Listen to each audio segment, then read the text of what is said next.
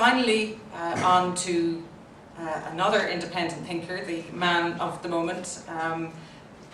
This is the launch of Professor Fanning's research centre, and obviously hugely important that we hear from Con himself. Before I do so, I'd like, just on a personal level, to wish him every success with the centre. As a fellow professor, we shared a building for some time in Orsley, always envious of how grander and shinier economics seem to look compared to dowdy old law, but we're optimistic that we can nonetheless glean some of the sort of riding along on the coattails a little bit, glean some of the experience and expertise that Connell has brought to economics over many years as a professor of his discipline and a leader of his department in school. That we can only learn. So without further ado, I'll hand you over to Professor Fanning.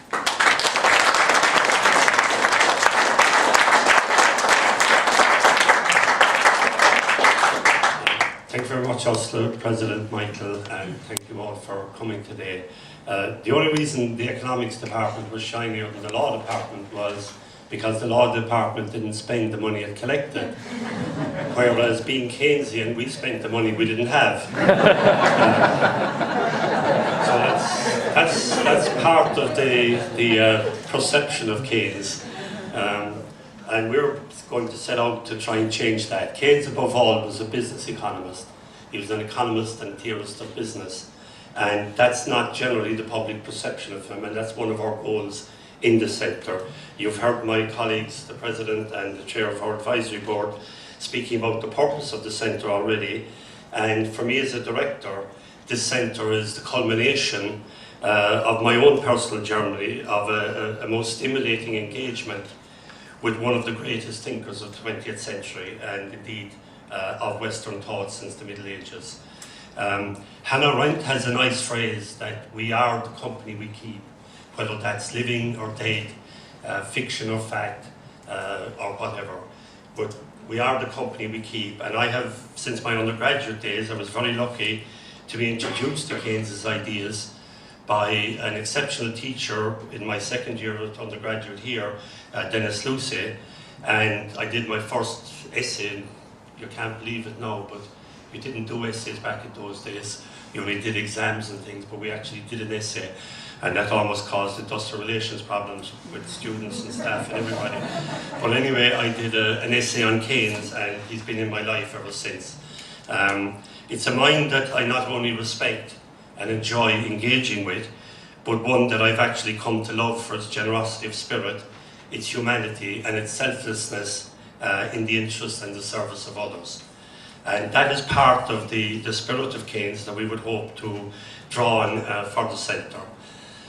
My own connection with Keynes has evolved over 30 years of teaching, and indeed, not just in terms of my research and writing, but most of all in my teaching. Above all, I always define myself as a teacher, and I'm very pleased that you've come here today to join us in celebrating the start of this next phase, in which we hope to bring the ideas we've developed within the university, particularly in the MBA and DBA programs, out into the wider community, and hopefully embed them in what we say will be for the purpose of creating a flourishing society.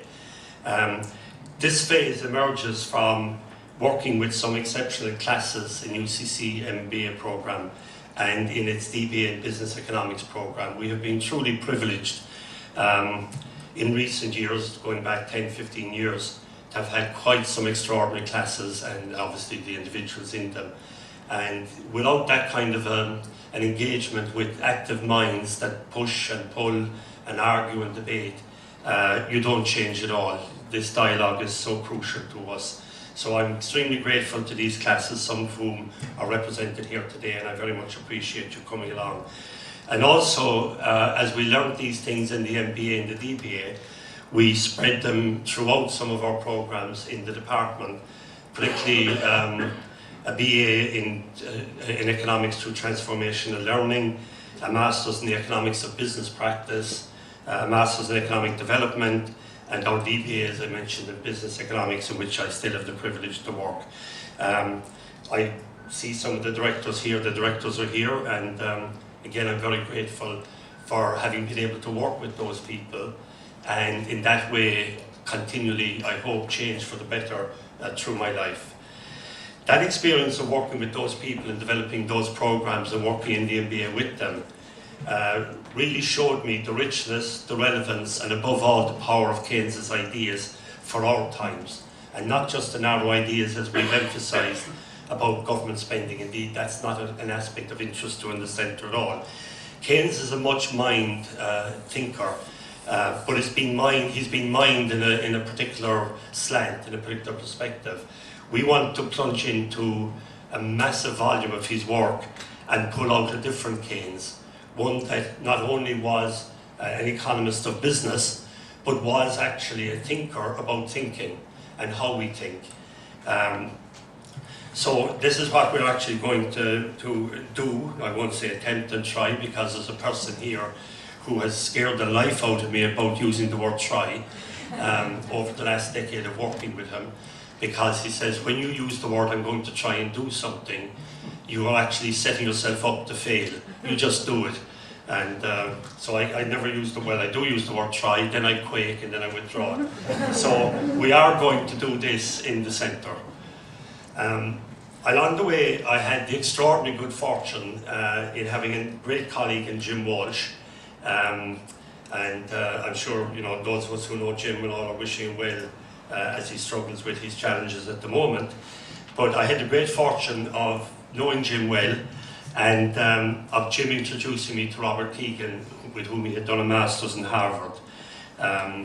You just saw an extract from a 30-minute interview that Laura conducted with Keegan, Laura and Martha did with Keegan about 3 weeks ago here in Cork. And we'll be putting this up on the site and on YouTube. But Keegan came along at a point in my life where the MBA was seriously challenging me, which was great. The classes were really pushing and not behaving very well, but demanding more and more all the time. And Keegan was like a bolt of lightning in one way, a breath of fresh air in another way, because he opened me up to a way of looking at how we look at the world, how we relate to each other, and how we grow or develop ourselves. He is one of those psychologists that came out of the 1960s atmosphere in the United States, which challenged the mechanistic and mechanical view of human beings that is still around today, incredibly, but that we're almost automatons and so on. He challenged the view about mental development, that it didn't cease when, at those days, we thought the brain finished developing in 1819. We thought that, as he said, that was it, and after that it was the beginning of decay and decline and so on. These guys separated out the physical development of the brain from the mental development of the mind. And they not only envisaged, but they proved and showed through the research that mental development can continue if one is open to it all through your life in terms of how we make sense of the world. And they have worked out that we make sense of the world in different ways, at different levels of complexity, and that we can continue to develop that complexity of meaning making, as they would say. So that is partly what we are using in terms of our approach, our lens. In fact, we're using Keegan as a tool to interrogate and interpret the work of Keynes as a thinker about thinking. And I need make no apologies for emphasising that, because as I think Michael mentioned, or the President might have mentioned, that we've had a really hard lesson in Ireland with our thinking ability as a society. We had a Celtic Tiger, which we enjoyed thoroughly, and we didn't see the party ending. And we've had now a long period of very hard lessons about it, where many people have suffered extremely badly. We're going to have this for generations to come. This isn't something we're going to get out of in a few years. And it really does emphasise how important it is that we think about how we think. It's actually much less important that we think about what we think. that we actually do look at how we think. And the unfortunate thing is, you can see already signs of our thinking reverting back. We seem to have had a short phase of when the pain really hit and so on, that we sort of said, well, we must actually change and look at things as a society. But of course, if to change as a society means the individuals in the society must change. Society doesn't have a mind, only individuals have minds, and the quality of society can only be made up of the quality of the minds. And already there are plenty of signs that the old mindsets are emerging again, and this is unfortunate. So the Centre's mission is to help us move beyond these old mental models and attitudes so that we develop individual and collective capacities in Ireland for living in this more complex world, for engaging in a positive way with the uncertainties inherent in human affairs and in business life in particular, and in that way strengthening our entrepreneurial and leadership capabilities. So right now there's no place I personally prefer to be than at this point in my own life journey, and having been in the ideas business for 30 years and been privileged to have had the opportunity given to me by UCC, by the Irish taxpayer, and so on, to be in that business. I remember a friend of mine, the late Hugh Coveney, once saying to me with almost tears in his eyes, you know, Connell, I'll have to retire before I can do what you do, which is basically read and think and navel gaze and whatever you do when you pretend you're an academic. I keep trying to explain to people in my life that I can actually do a lot of my work comatose, lying in bed with my eyes closed. They just think I'm a slacker. But anyway, this is a great place to be in my life, and as I say, I've been in the ideas business. I'm now being given the opportunity by UCC and President Murphy to devote myself full-time to that, and for that I'm extremely grateful. I'm also grateful to you for coming along. I'm extremely grateful as well to the team of practitioner associates that have joined me already, and indeed even today there was 2 offers to come on board. So I thank the President, Professor Bill Kelly, the head of my college, Professor Michael Buckley, who's agreed to stay working with us after a decade of pain and slogging in the trenches in the economics department. Thankfully, he said to me one day, you know, when I said, well, Michael, you really don't have to do it, and he said very nicely, he said, you know, I'm going where the fun is. So I'm hoping we're going to have some fun together. There is a long list of acknowledgements in the sheet we've given you, and you know, we can't have the time, we can't hold you long enough to go through them all. But they are genuine and sincere acknowledgements for the staff in UCC, and it just shows you in a way, it's only a minor indication of the complexity and the scale of getting anything done in an organisation. You have to draw across the whole university.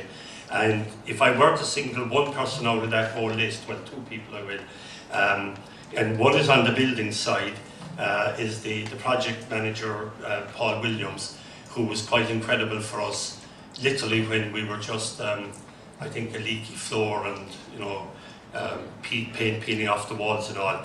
And I really have to acknowledge him personally for last summer, everything he did for us.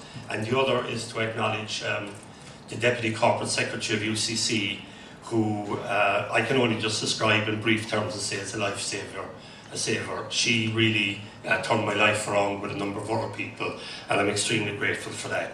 So thank you very much for coming, and hopefully we'll see you in the future in our business.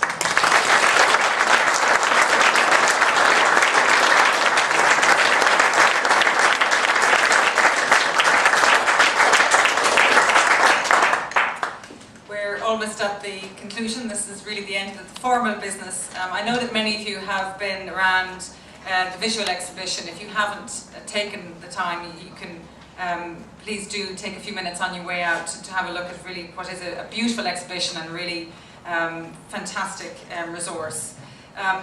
The BBC, I believe, is currently supposed to be, or reported to be, filming a drama series on the Bloomsbury setting, which Keynes was, of course, a prominent member, so the drama called Living in Squares is worth looking out for, and those of you who've seen the exhibition will understand the reference.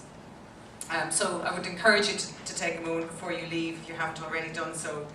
A couple of final things I mentioned already. I suppose first of all that on behalf of the College of Business and Law I want to congratulate Professor Fanning on the establishment of the centre. We're delighted it's going to be a rich part of both the business school and the college in this very exciting phase of its development, and also to personally wish Connell every success with his new venture, and also happiness in this new chapter of his academic career and life.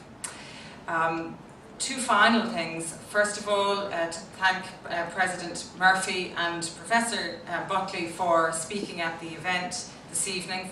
Thank you all for giving of your time again, taking you away from this beautiful weather. And just to conclude the proceedings, we have a friend and colleague, Veronica Purdishat, who's going to make a small presentation to Connell in conclusion. Thank you.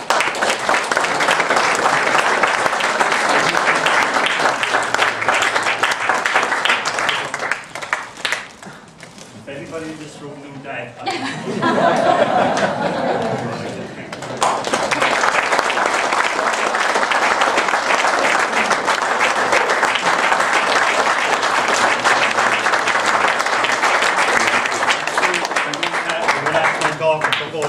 she's an amazing lady.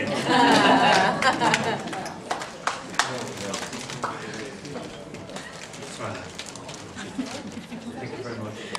That's great.